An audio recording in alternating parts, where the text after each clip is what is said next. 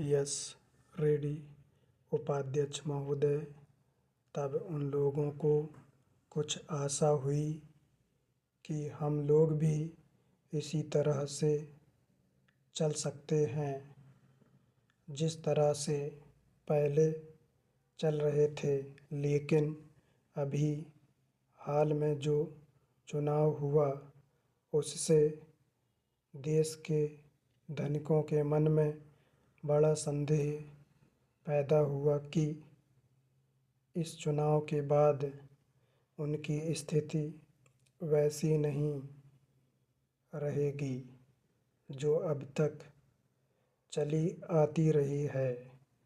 गरीबों और अमीरों के बीच में अब तक जो बहुत बड़ा अंतर चला आ रहा था उसको अब तेजी से दूर करने का प्रयत्न किया जाएगा।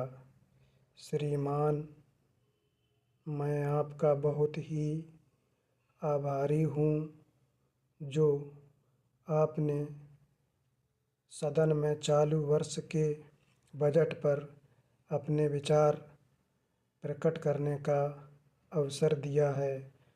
मैं इस बजट का समर्थन करना चाहता हूँ।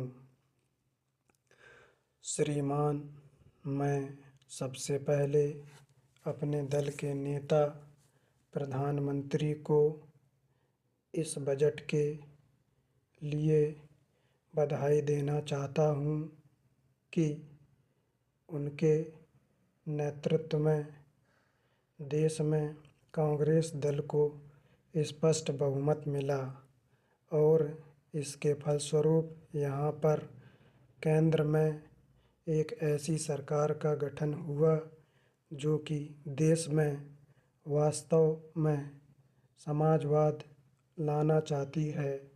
मैं वित्त मंत्री जी को इस बात के लिए बधाई देना चाहता हूँ कि लोकसभा के मध्यावधि चुनाव में जनता द्वारा कांग्रेस दल को जो आदेश दिया गया था उन्हें स्मरण है और वह तन मन धन से उसका पालन करना चाहते हैं। वह आदेश था देश में सामाजिक और आर्थिक विषमता दूर करने का, देश से गरीबी, बेकारी और बेरोजगारी को हटाने का और देश के जो पिछड़े हुए हिस्से हैं उनका पूरा विकास करने का, साथ ही साथ इस बात का भी आदेश था कि देश के अंदर इस प्रकार की सामाजिक और आर्थिक व्यवस्था पैदा की जाए जिसके अंतर्गत जनता शोषण से मुक्त हो सके। श्रीमान, यह ठीक है कि देश में कृषि के क्षेत्र में उत्पादन में वृद्धि हुई है, परंतु इसके साथ ही साथ यह भी दृष्टि में रखना चाहिए कि लागत में भी पूरी वृद्धि हुई है।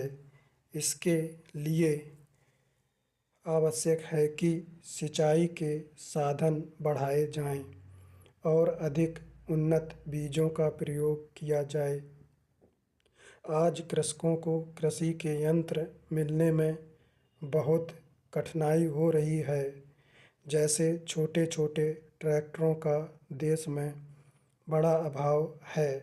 उनके बनाने के लिए शीघ्र नए कारखाने खोले जाएं जिससे कृषकों को जल्द से जल्द ट्रैक्टर मिल सकें। देश तभी प्रगति करेगा, हमारा ऐसा विश्वास है।